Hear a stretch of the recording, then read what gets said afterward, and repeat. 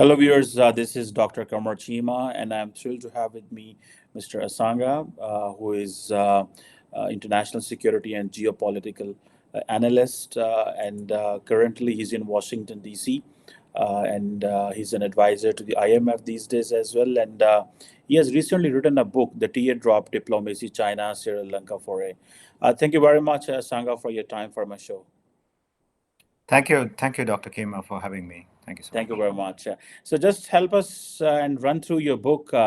What motivated you to write the book? We have seen much of its talks in Singapore, in Paris, in Washington, and obviously because the way China is being seen in West, particularly in the United States, it's important to understand China, and particularly we have seen that how Sri Lanka had to go through this economic turmoil very recently.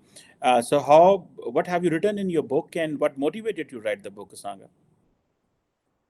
Um, Basically, the book is about captures the period from 2019 to 2022, the time period of Gotabaya Rajapaksa's regime, the political economic crisis in Sri Lanka, and the external issues that the regime had to face, the foreign policy issues, and also the national security concerns. It also discussed about the region, how the region, Sri Lanka looks at the region, and how Sri Lanka reads India's foreign policy, uh, and also the larger geostrategic um, Indo-Pacific as well as the BRI, strategies that's in place right now, and how a small nation like Sri Lanka, island nation in the Indian Ocean, face all these, big power rivalry, the challenges.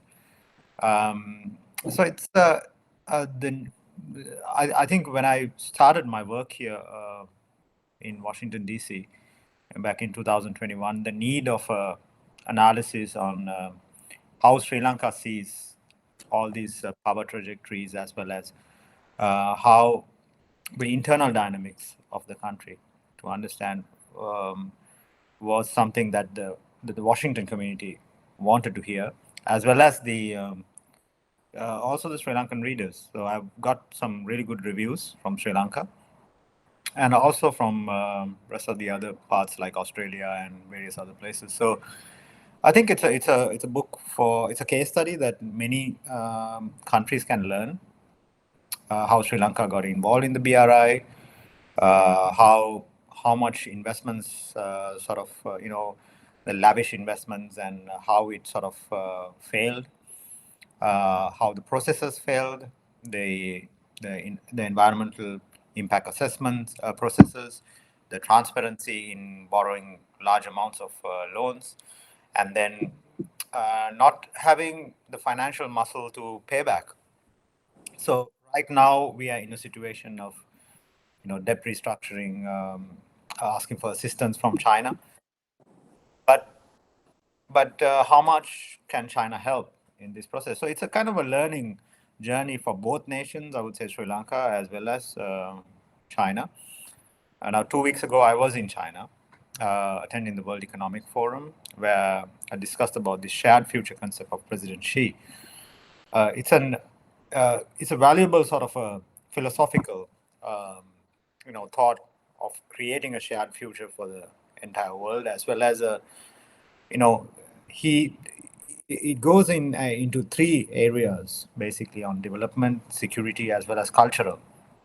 But India also has a sort of a similar narration, the Vasudevan Kutumbakam, which is the world is a family. So I think the global leaders do speak about it, but then when it comes to this geopolitical tension and how countries get absorbed into this crisis, and how we face the crisis is very important, I think.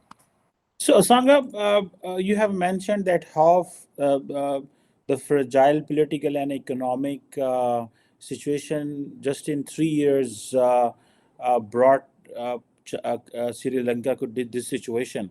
So, what actually the political and economic disaster have you written in this book?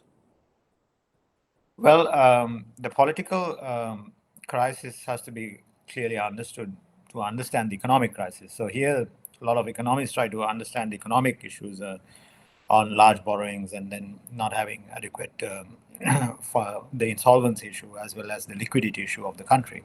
That has been widely discussed, but not the political issue. The political issue has been sort of captured during my field studies back in 2019.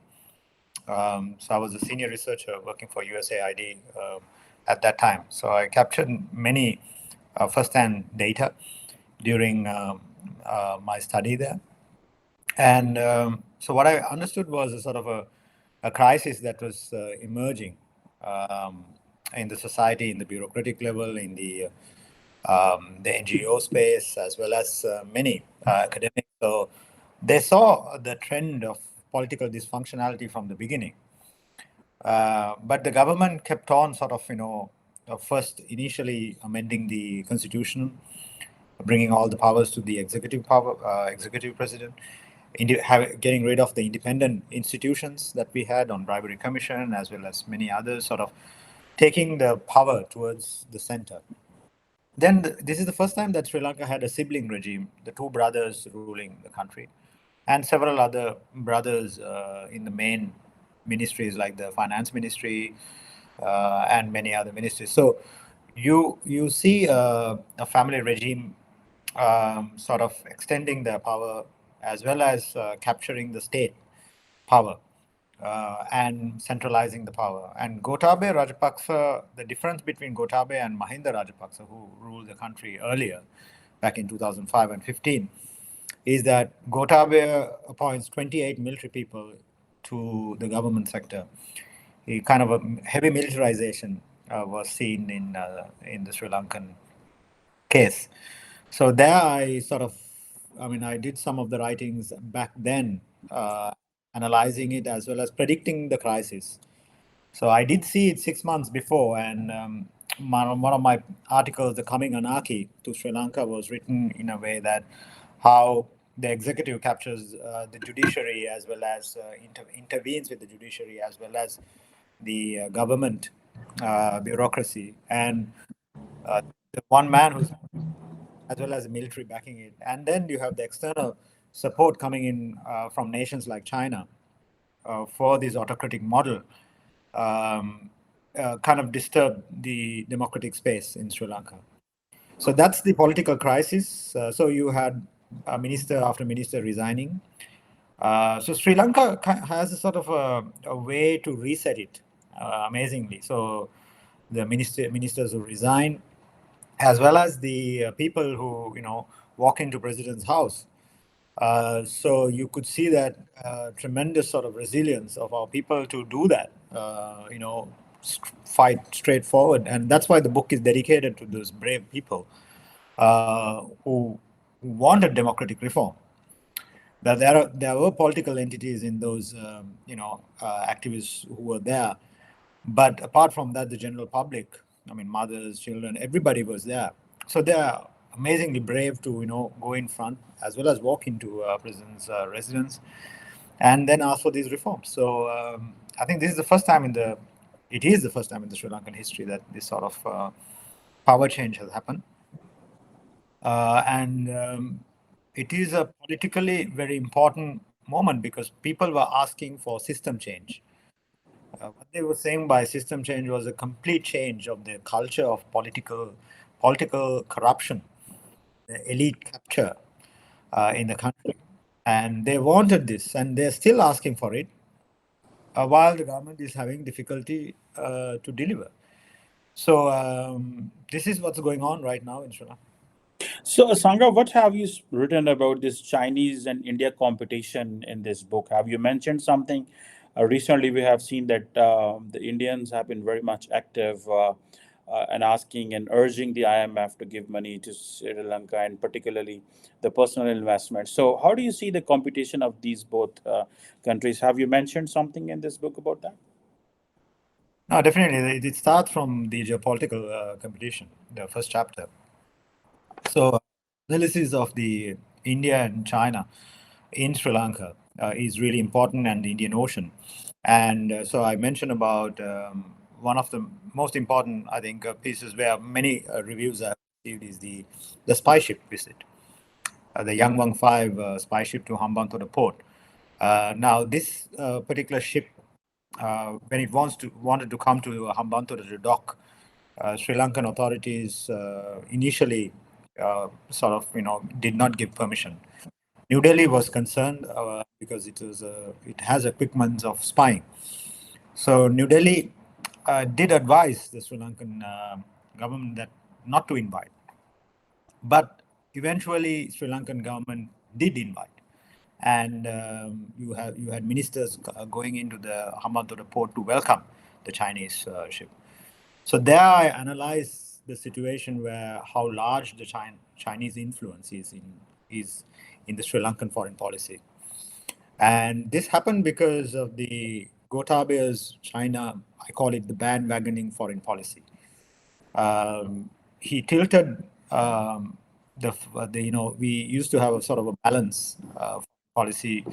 Of our leaders articulate a balance, a non-aligned foreign policy. But Gotabaya he depended heavily after the pandemic towards China. And you could see a conversation between President Xi and Gotabaya, where Gotabaya says that he's ready to even accept a new development model, a Chinese development model into the rural areas. There I kind of capture the strategic trap, where I sort of coined the word strategic trap, because moving away from this debt trap narrative, and we're not going anywhere with this debt trap, because the ones who counter argue, saying that, look, the sovereign bonds and others are much more higher, and Chinese only about 10%. So I try to move away from that argument and sort of see the strategic trap in three dimensions: political funding, the CPC funding to the SLPP, which is the Rajapaksa political party, and the human rights support that the Rajapaksas receive, and the military to military or surveillance assistance that China has given. So all three dimensions were at play. And this is a very good example to other countries, including Pakistan, Bangladesh, many other countries who are closely working with China, but should understand the national security sensitivities. One of the best examples I bring is Solomon Islands. So, in the book, I have written about how Solomon Islands will be taken over, areas of national security impacting Solomon Islands. So, 2 weeks ago, you can see what I've sort of written has come to reality, where President of Solomon Islands signed with the Chinese Prime Minister the security agreement to provide security for local law enforcement agencies. So this is how China gets involved in national security, local through the local law enforcement. So one has to be, I think the countries have to be extremely, have sort of require a broader, a long-term vision, as well as a strategic thinking, rather than quickly getting into these, long-term agreements. Sri Lanka had, for example, the 99-year lease agreements with Hambantota Port. Now, our own foreign minister back then, now he's the prime minister, questions this, Dinesh Gunawardhan. He said that this can be further extended.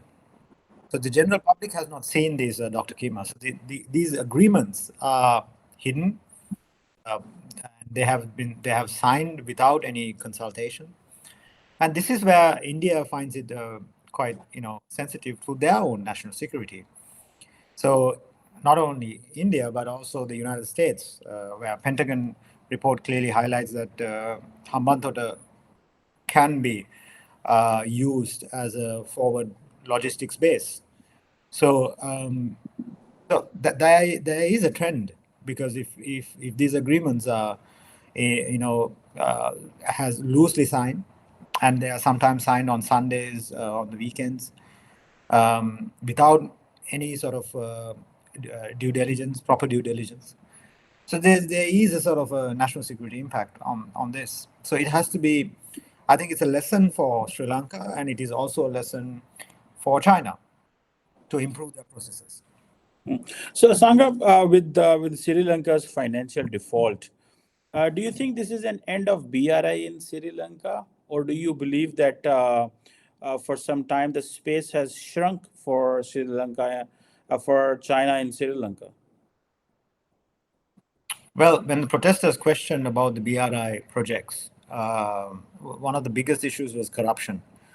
So the main point for the protesters in Sri Lanka was corruption, and the second, many other areas. But then the Chinese projects were not delivering enough, like the port city, for example, closed for 5 years, and I mean they developed it, but there's nothing. You can see a bare land, but then nothing has been sort of developed, and there's no jobs. Although there is a sign uh, saying that so many jobs will be created at the project site, but there's no jobs created. And when I interviewed the managing director of the port city, the Chinese uh, person, so he said that there will be investors coming from US, Europe, but there's not been any investors. So this is it's a legitimate question from the general public as well as the protesters. So where are the investments coming in? So with the crisis, there was a space created, I think, for India and India to come in and play a bigger role. And India did come in as the first country to assist with 4 billion loan. And you can see that the BRI, I wouldn't say that the BRI, the strategy of China or the BRI in Sri Lanka would reduce. Because for the last 4 months, you can see many Chinese who visited Sri Lanka, as well as the officials. So, and then more loans coming in. So rather than talking about restructuring the loans, China is ready to give more loans. So here is the situation that Sri Lankan officials also has to be really careful, because we have borrowed for projects that has not generated any revenue. I think the trend would continue. I don't think China would slow down. It would. I mean, what I saw 2 weeks ago in China was that they had this even a huge screen depicting the engineering marvel of the Lotus Tower to all the participants who were there. So they were showing that how China is involved in BRI. I think it's about improvement of processes. You cannot shut down these projects. You can't investigate these projects for corruption. You can't do any of that. Sri Lankan regimes will not have any muscle to do any of this because of their foreign policy position. So therefore, I think what you can do is improve the processes and improve it with uh, basically how best we could bring in the investment. For example, Matala, there's a closed down airport in Sri Lanka. So now what are you going to do with the airport? So what you can do is actually look for investors and help. And then China also needs to be open, transparent in their processes, and work with many other countries. So I sort of bring in like how to improve the supply chains and various other sort of geopolitical, like for example the in the Indo-Pacific document. Basically, it highlights how best you can bring in open as well as transparent policies into countries. So it's kind of working together and improving the processes. So to answer your question, no, I don't think China would slow down. So, one last quick question from you. What message Sri Lankans or Sri Lanka or you as an author have for Pakistan, looking at how Chinese investment turned out to be for Sri Lanka? Well, Pakistan was sort of, I think, follows the same trend like Sri Lanka. When the crisis happened in Sri Lanka, one of the questions posed, to our think tank um, from the policy circles was like in Washington was that what is the next country in South Asia which will be going through sort of a similar trend?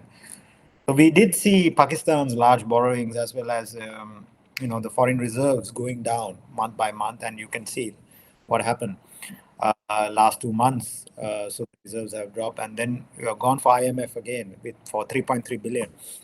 So I think the same pattern is continuing with many countries. So because of these large borrowings, unsustainable borrowings, which has triggered many corruption, internal political dysfunctionality. So it is a message to, I think, many countries, and Pakistan definitely can learn from the Sri Lankan mistakes, and not to go into the a crisis like what happened in Sri Lanka. So it can always evade by learning, and I'm sure that even Bangladesh, I would say, has gone to IMF now, and so there are many issues in these domestic as well as economic issues you can learn from this book, I think. Thank you.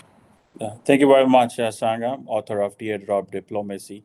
It was an interesting talk, and we will keep following your conversations. We keep following your readings, your writing as well. Thank you for sparing time for my show. Thank you, Sangha. Thank you, Dr. Kimba. Thank you for having me.